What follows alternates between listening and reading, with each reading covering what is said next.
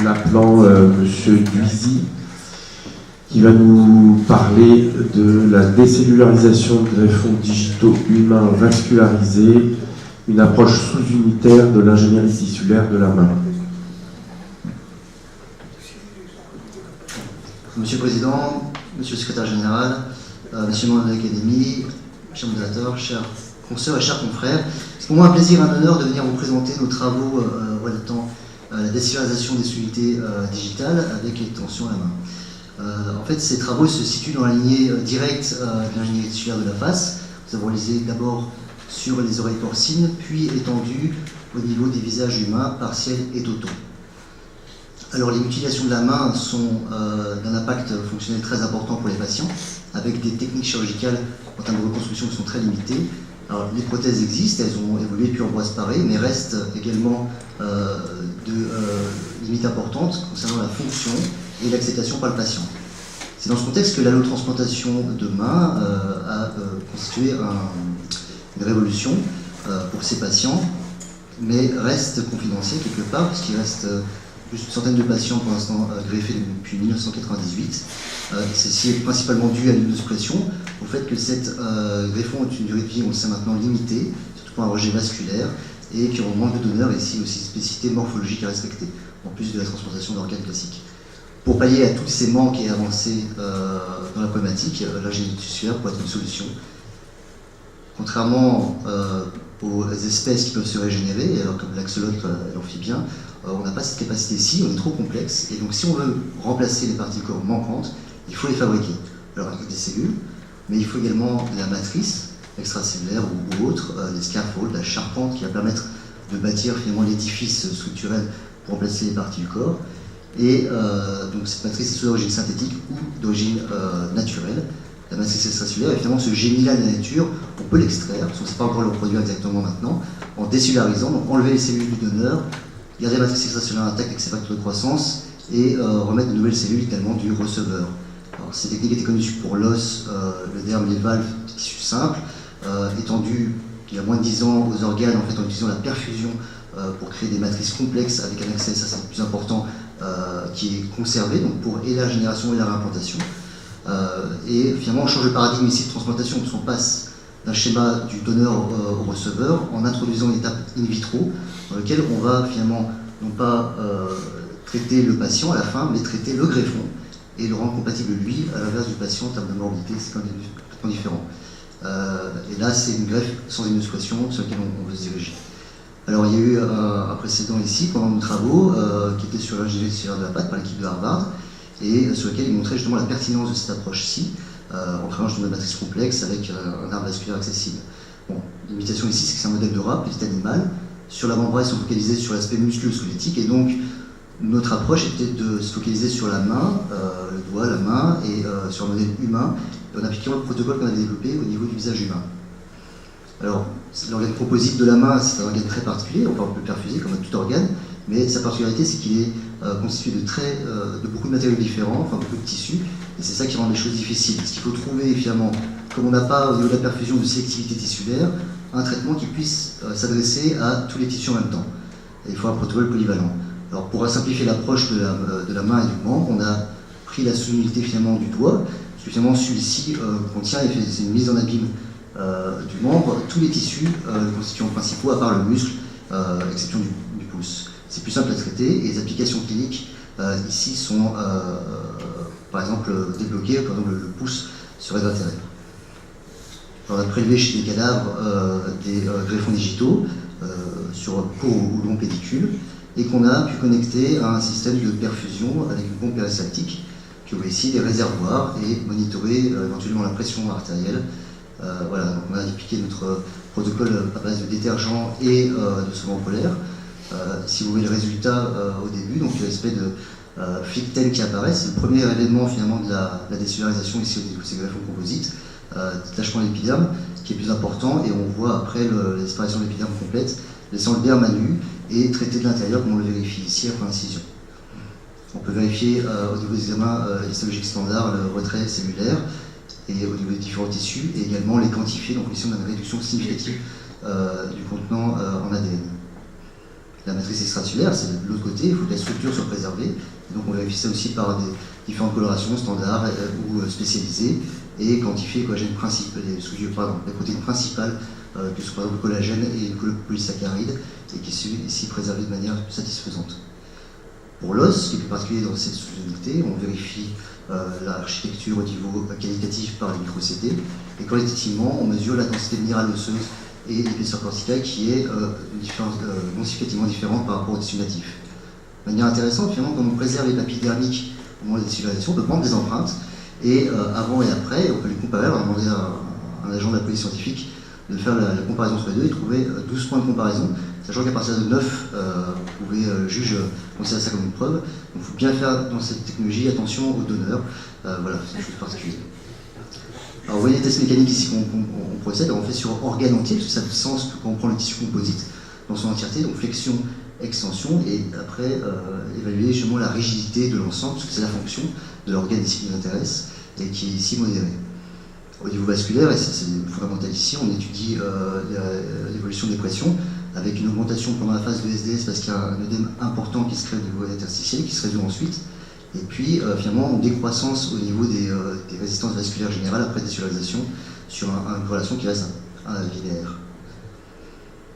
Alors on veut tester ici in vivo, finalement le greffon en reperfusion avec un système physiologique et une viscosité sanguine. Et vous voyez ici le résultat comme deux plans après la stomo sternito-latérale. Vous appréciez ici la perfusion du greffon. Et un peu plus tard sur la vitesse accélérée, de voir vraiment l'augmentation de volume, et donc c'est un farcissement du greffon. Et on va l'observer pendant déjà 1 heure. Vous voyez cette espèce un peu de brûlure, le derme est à nu. Il y a une perfusion, au bout de 3 heures, on va prendre une saturation. Vous voyez qu'elle est à 93% sur ce spécimen-ci. Et puis on vérifie que ça saigne, c'est très important. Alors le cochon n'était pas rainé, mais on voit que ça reste perméable en distal, donc c'est microcapillaire. Et vérifier aussi en artérographie le retour veineux. Ce qui est important ici, c'est de voir au niveau de la pathologie, enfin l'analyse anatomopathologique, de voir l'infiltration de ces cellules au niveau tant intravasculaire qu'extravasculaire, et donc c'est la future route pour la régénération, tant in vitro qu'in vivo, parce que les deux vont être complémentaires. Voilà, ici vous pouvez apprécier également ces zones-là, et sur les HE également le cycle nucléaire. On veut vérifier de manière un peu plus fine justement la compatibilité cellulaire. Alors on fait des tests de mise en contact avec des fibroblastes par exemple, et on vérifie la bonne viabilité de ces cellules-là après plusieurs jours sur les différents tissus, et ce qui est le cas, donc c'est un préliminaire nécessaire et ici prouvé avant la recellularisation. Et puis on peut étendre finalement nos travaux à la main complète, c'était l'idée de départ sur le modèle. Et vous voyez ici l'épidermolyse qui se crée, le dégloving de l'épiderme, et finalement ce dégraissage final, et puis l'aspect du greffon, vous voyez que c'est canule encore de perfusion, et la comparaison par rapport à la main de l'opérateur. En imagerie, on compare la densité osseuse de manière qualitative, et puis on va évaluer la perfusion, donc en faisant un enjeu CT scan des réseaux superficiels et profonds du scaphoïde, et ici toujours un accès au niveau osseux qui est préservé. Alors l'étape après, c'est de stériliser, ça on sait le faire, les greffons, et puis monter de manière stérile au bioréacteur, et ce qu'on avait fait déjà sur les études précédentes au niveau de la face et de l'oreille porcine, qu'on fait maintenant au niveau des doigts. Alors, la grosse limitation au niveau des doigts, c'est des tissus composites, qui est un compartiment externe, il y a la peau, la muqueuse, le revêtement, et ça les bioréacteurs conventionnels ne le prennent pas en charge. C'est pour ça qu'on a développé, et là la réalité rejoint la fiction, un bioréacteur bicompartimental ou tricompartimental si on prend les vaisseaux, dans lequel on sépare justement ce versant cutané du versant intérieur. Et cela on l'a breveté, et donc on est en train de l'utiliser. Donc vous voyez ici c'est en phase de stérilisation, et donc on sait le stériliser, mettre au milieu de culture, et la suite maintenant c'est le développement justement de régénération, on verra partiel au total. Donc en conclusion, on a pu montrer l'intérêt de cette approche unitaire pour développer l'ingénierie des tissus composites de la main. La matrice extracellullaire retient ses propriétés fondamentales, et on obtient une matrice cytocompatible avec, et c'est fondamental pour la suite, la préservation de l'accès vasculaire. On passe alors ce qu'on appelle, en anglais ça va bien, le Vascularized Composite Tissue Allotransplantation, et donc on passe au VCE, qui est Vascularized Composite Tissue Engineering. Et donc c'est ce nouveau champ qu'on essaie d'ouvrir un peu maintenant, et de manière très intéressante, c'est une collaboration directe avec ceux qui font de l'ingénierie d'organes. On est à un stade comme la transplantation au niveau historique, où les deux sont mêlés tellement on est proche dans l'évolution. On évolue dans les identités, donc on a pu transférer des identités allogéniques une entité biologique avec les cellules. Et puis le futur, c'est de s'y introduire une entité morphologique avec des spécifiques au tissu composite en plus. Et ça passe par une modélisation, une extraction de la structure matricielle. Voilà. Alors devant toutes ces possibilités qui se préfigurent, il faut que on puisse, et ça c'est tout l'intérêt des chirurgiens, faire en sorte que ces progrès médicaux, scientifiques demeurent des progrès humains. Et là, les chirurgiens seront au premier plan, vraiment, de la suite des choses. Merci.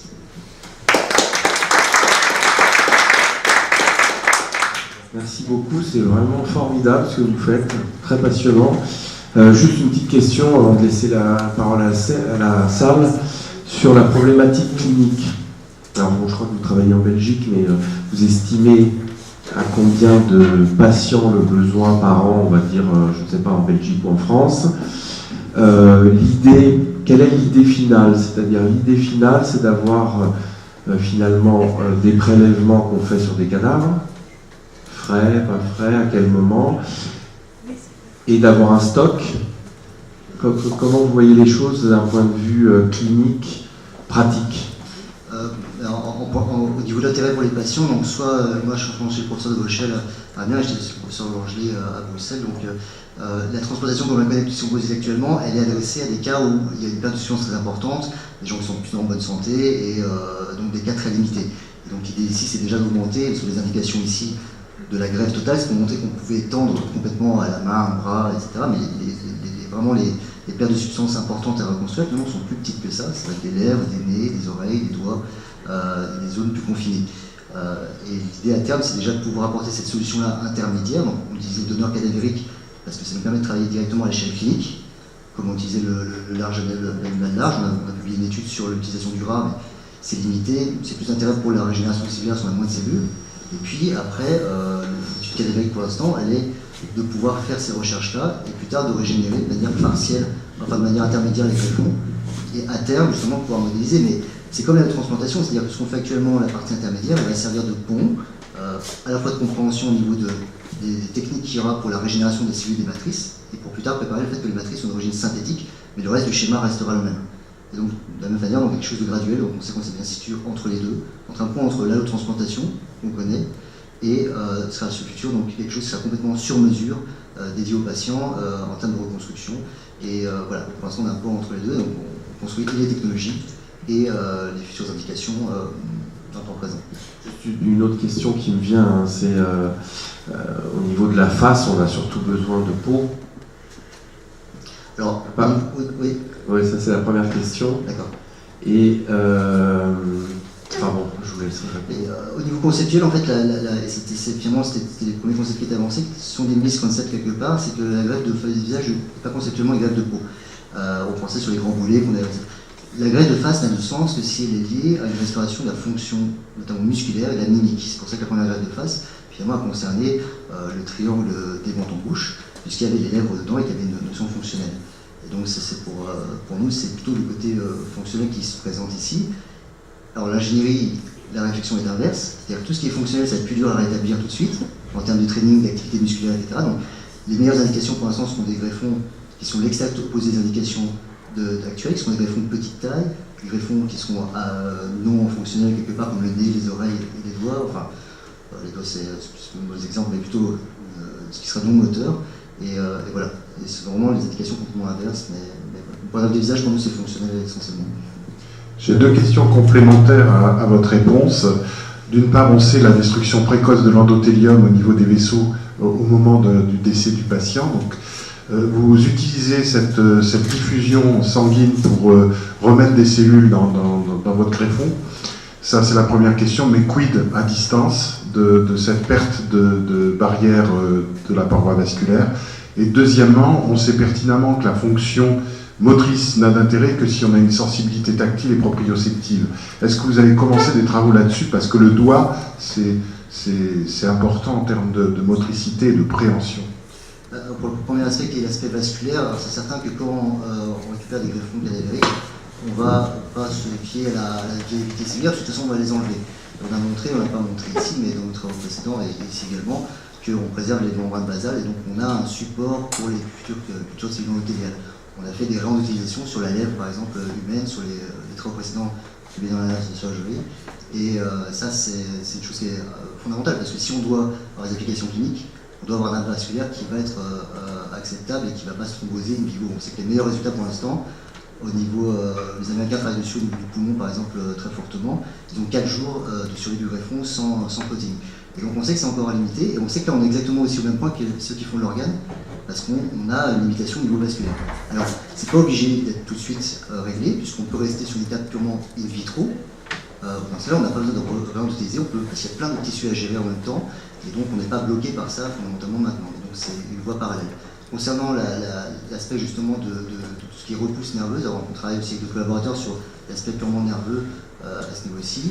C'est certain qu'on ne pourra pas l'évaluer ça tant qu'on n'aura pas fait des réimplantations in vivo et durables, puisque de toute façon il faut qu'il y ait une repousse. On ne pourra pas recellulariser préalablement les nerfs, à part les cellules de Schwann, mais le reste devrait être une repousse nerveuse.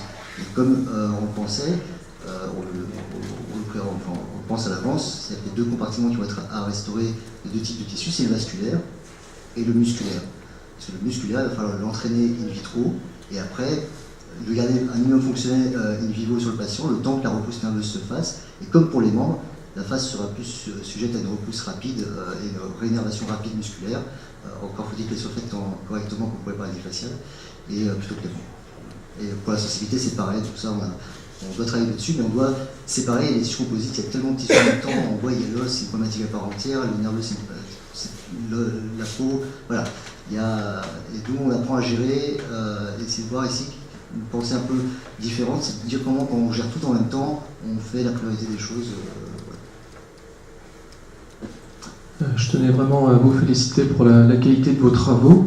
Je pense que vous avez un modèle expérimental qui va permettre de beaucoup progresser et de dépasser la limite sur laquelle vous aviez insisté dès le début de votre exposé, à savoir que on croyait au départ que ces greffons composites ne seraient pas soumis à un rejet chronique, et puis on s'aperçoit que finalement c'est pas le cas et qu'ils ont malheureusement une durée limitée. Et d'ailleurs dans la série que vous avez opérée avec Laurent Lantieri, nous avons actuellement un cas qui est en attente de retransplantation du fait d'un rejet chronique et de problèmes immunologiques qu'on ne domine pas vraiment.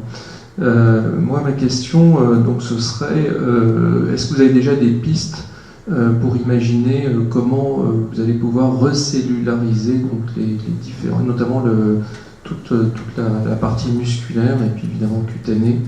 Les nerfs, on en a déjà un petit peu parlé.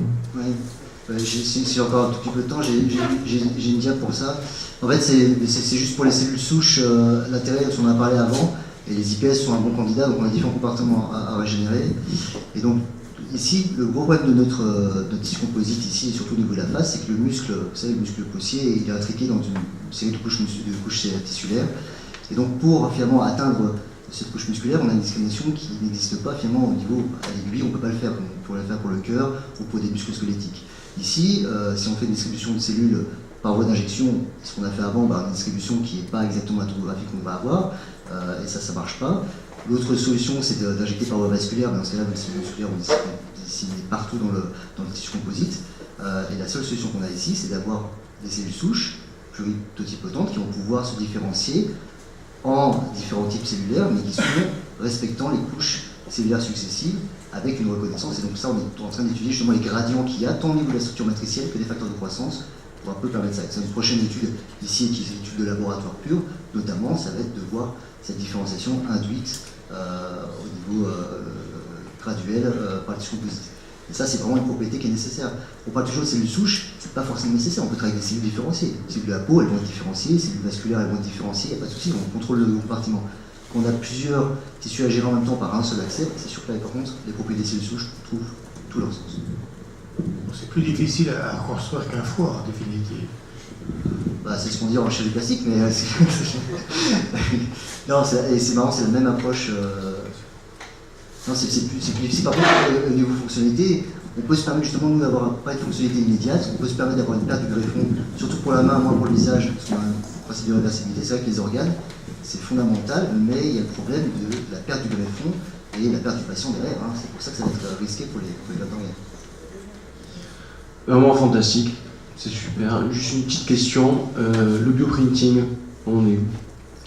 Alors, c'est très intéressante question aussi, et c'est ça qu'on essaie de mettre juste en diapositive. Je disais ici, non, je crois pas que j'ai ici. Non. Donc, on sait que la matrice extracellulaire, comme on l'extrait, a une composition de structure qu'on ne sait pas reproduire, tant au niveau de l'information numérique que de la capacité technologique de la reproduire.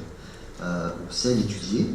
Ce qu'on fait ici, c'est qu'on crée un moyen d'étude de cette matrice, comme idéalement elle devrait être synthétisée. Et donc tout ce qu'on peut faire pour l'instant, c'est dire à ceux qui font l'impression 3D vers quoi ils devraient tendre, de nous extraire aussi un savoir-faire au niveau de cette partie de régénération des tissus et de transplantation qui rejoint finalement les schémas habituels de transplantation classique. Et là, on retrouve tout le sens de la préservation machine, de la transplantation chez le patient, du suivi, etc. Et de la rechirurgie s'il y a des pertes. Voilà, et on retrouve. C'est pas dire on met dehors tout ce qui existe comme transplantation, c'est on garde tout l'héritage précédent au niveau chirurgical et on simplement introduit une nouvelle dimension dans celui-ci. J'organise fin mars un module d'enseignement doctoral sur la bioingénierie de tissus et d'organes. On pourra discuter de tout ça, je vous enverrai le programme et ça rentre effectivement complètement là-dedans. Bon, on discuterait bien encore un moment, mais je crois qu'il faut y aller. Hein. Merci beaucoup.